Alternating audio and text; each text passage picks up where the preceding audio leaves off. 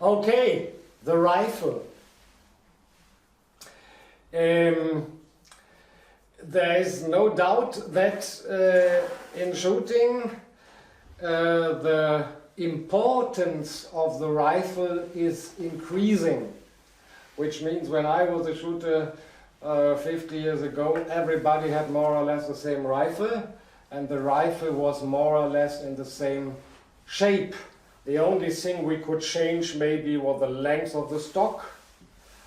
Maybe there was a little movement of the cheekpiece, and all the rest was, if you see the picture on the wall on the left side, this is Silvia Sperber. She was the Olympic champion 1988 in, what the hell, somewhere in Asia.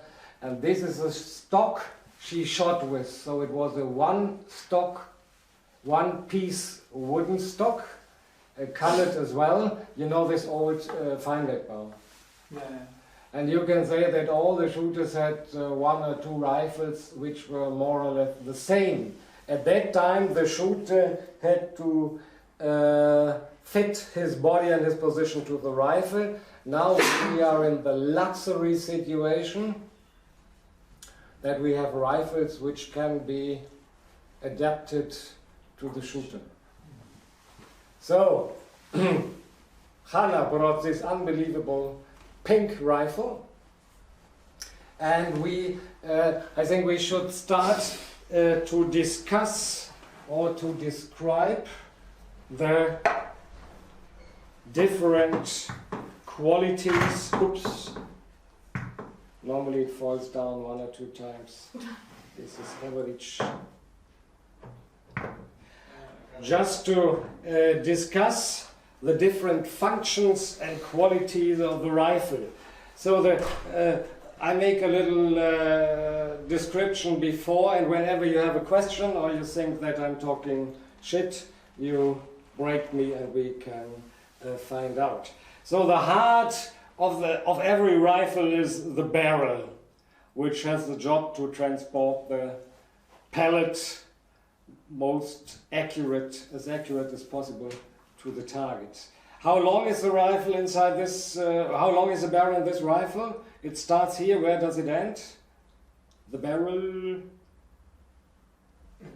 Somewhere here, I think. Somewhere here, yeah. So it is not 84 centimeters or 70 centimeters. It's just about 50, 60 centimeters. Yeah. Why?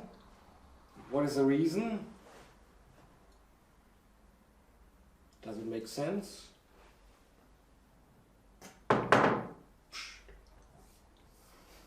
So why do they not make a 75 centimeter barrel? Why do they cut it here?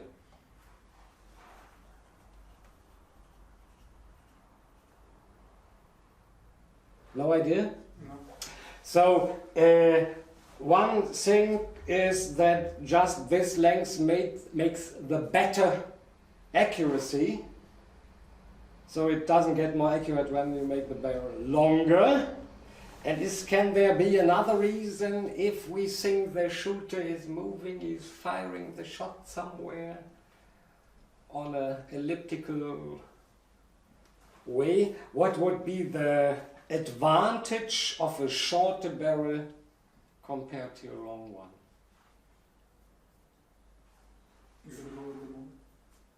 It's a little bit complicated. So let's imagine the barrel is going like this, and I fire the shot. I want to fire the shot here. I fire it, but it takes a little while until the pellet reaches the muzzle, the end of the barrel. So if the barrel, we fire the shot, the barrel goes here, and if the barrel is short, it will leave here. If the barrel is longer, it will leave here. So the shorter barrel gives me less lost in the last piece of the movement. Is it clear? Yes. So it definitely makes sense to get the most short where you still get the normal accuracy. But how about when we have the barrel here, we have the cover of a barrel here, and there we have something like a muscle tube, something which makes it longer and heavier. Why don't we shorten the tube around and the muscle tube as well to this length? It gives So you the more longer the accuracy. rifle, the less it will move. Yeah. And also we can give, if we have a good follow through, then it will pass through the barrel better. I think in .22 it will matter more because the temperature and everything, but in air rifle I don't know how it will be. Yeah. So the longer barrel makes the movement slower, and we later we come to the question of balance. But we have a cover of the barrel which slows down the movements because of weight and gravity. For aiming, it is good as well to have the longest possible line, because then you have a more accurate perception of the target. But the barrel is shorter to avoid the last step of the movement. So this is an intelligent system. This is a barrel. The quality of the barrel is, we talked about it. So the better the shots come together, the less we lose. So a good barrel we talked about will be something like 5.5, you reach it. A normal barrel will be something like 6.2, and a bad barrel will be 7.5 or whatever. Where we never can just test the barrel, it's always a combination with the ammunition and the barrel. So this is a very special thing. We have to compare a lot of ammunitions to one barrel to find the perfect combination. So there is no barrel which is good with every ammunition. There is no ammunition which is good with every barrel. Normally it's a question of harmony. So then we have here the tube with the pressure air, which is a really good invention. At those times we loaded the rifles like this, and we took muscle strength to move the pellet. Then we had CO2, which was not so pretty for any reason, and now since 10 years or something we have this air compressed technique, which is really beautiful, because we leave the work of transporting the pellet to a compressor. He gives us the energy inside, and we can fire 200 shots or whatever without any muscle power. One important thing, especially for Walter rifles, it's, before I forget, I told it before, but it's very important to bring this cylinder absolutely into the screw holding it. So if we lose the last tenth of a turn, the tube will connect here and will destroy everything. So what I always ask the shooters, when you bring it in or out, sit down. Hast du den schon reingedreht? This was the way you wanted to shoot today. So I can give it another tenth. So if it shoots here 5.5 millimeter, which we hope, here it can be easily 7 millimeters. So a shooter should be always really clear that is totally in. And the only way to do it is to sit down and hold it with 1, 2, 3, 4 contacts. Then you have the best impact on the cylinder. Here you can die in 1 minute. The whole competition will be a disaster. So how about the pressure? If we make it full, it normally gets 200 times pressure. I don't know the word. Bars. Bars, yeah. This is what we say. Is it necessary to fill the cylinder always totally? So if we have 200 bars inside, I think we can do something like 300 shots. But after 300 it will be 85 or whatever. So here the green area goes down to 70 bars. Is it good to shoot in between 170 bars? I don't think so. Normally the best is just to fill it. But, oh no, yeah, once upon the time we compared different cylinders and we definitely found that some were better than others. But you don't want to hear the story, no, I don't want to tell it.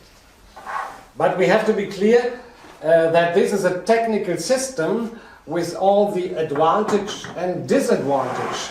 The advantage is that it makes a nice job without strength. The disadvantage is that every piece of the element can give us problems. So if the cylinder touches the stock or the bridge here, shots will go like hell. If we don't close it carefully, shots will go like hell. Here we have a complicated system which leads the air through the hole and it comes out here and goes forward. We have something which compensates the recoil. All these systems can get trouble. Which means a rifle should be checked every 12 months. If you live in India, where you have a lot of humidity and termites and everything who wants to eat your rifle, maybe even more often, because the circumstances are quite complicated. Every 6 months, yeah. As we get to nowhere land. So we have the trigger. We talked before, and we have the sighting line, which means a diopter with a hole, some filters, a tunnel with a ring, and most shooters use the elevation to come from this kind of position to that kind of position. Sighting length, important or not? Yes. So it's a very easy function. The longer it is, the more accurate is the perception of the ring and the circle. Okay, now we come to the interesting points.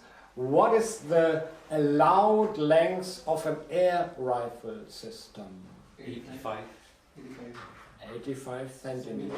And we measure from, where does the measurement start? Exactly. Starts at the end of the system and ends at, yeah, mother would be here, so the tube here. The tunnel, this is important, may not be longer than the muzzle. I had a shooter qualified because of 1 millimeter ahead, so it should just be plain here. Most rifles come out with 75 centimeters length. How long is your system? I don't know. You don't know. You can bring me a meter. You want a meter? Yes, I have it. So we already said the longer it is, the slower it will move. Yeah? If it would be a pistol, it would move like hell. If it would be 10 meters, it would move very slowly. This must be 74. You have no idea how long it is. Must be Okay, that's 74, I think. Thank you. 33 inches. It's 84 centimeters. So it's the longest step. There is normally on a water rifle, there's 2 chances to set the muzzle tube. And this is the longest session, 1 centimeter. You could go more forward, but this is more or less okay. Okay, the next thing we have is the cheek piece. which means we talked a lot about, and we will get yours fixed one or the other day.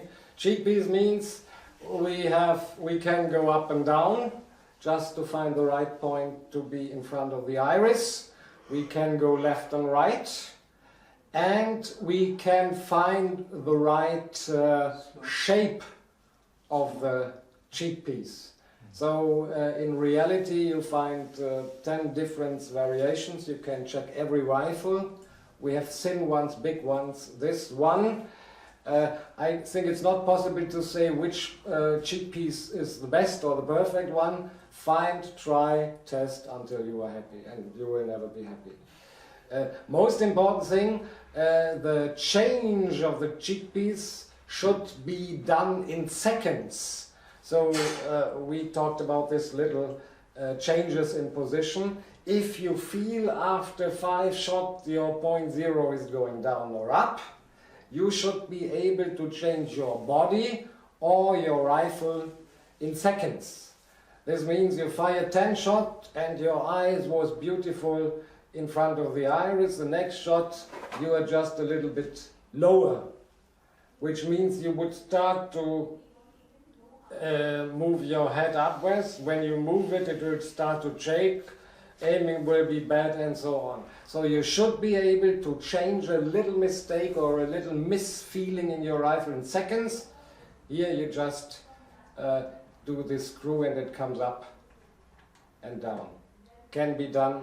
We had Bundesliga today, can be done in Bundesliga easily.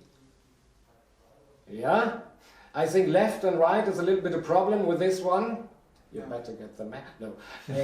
Because you have to open, move and fix, but there is better versions in the market.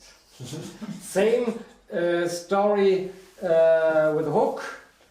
Up, down, left, right, short, da, da, da. You can change everything. Yeah? Questions about here? The grip is a very individual thing. So we have all more or less a head with a bone to find a place here. We have all more or less a shoulder where we can hide this butt plate. But the grip, the fingers, the hands, show me your hands. You can see the difference. Oh, Big. Unbelievable. So I have seen hands smaller than from a bird. This is a big one. But there is a boy in Italy, Peppo is his name. He has hands like a tennis racket. I think he can go 2 times around. Which means you all know it. When you feel well on the grip, you touch it and you are there, and the trigger is where you want it, and life is easy. But others, you have a grip, if you take another rifle or if you have the wrong grip, you never find the point where to touch a little bit forward, backward, up and down. So, and if we say that there is about 100 contacts with a grip during competition, and each contact is a procedure of finding the right place to hold, then it's really worth to give some time to find the right grip, the right size. And when you found your grip, you can go forward, backward, turn it up and down, and you can do everything with these new grips. But the secret is not in the most exotic position of the grip.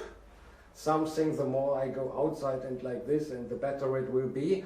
The grips are shaped for a stable down position. This is normally the best. If you go away a little bit, it may be necessary, but if you have an extreme position, some turn it like this, and I don't think your shooting gets better. Okay, any question? For some reason, I'm not able to find which is the right size for my hand. Because for Fenwickbow I had a big one, and I was not happy with it. Now for Walther I've taken a small one. I'm still, because during the shot it just goes out, as in my hands, the fingers come out.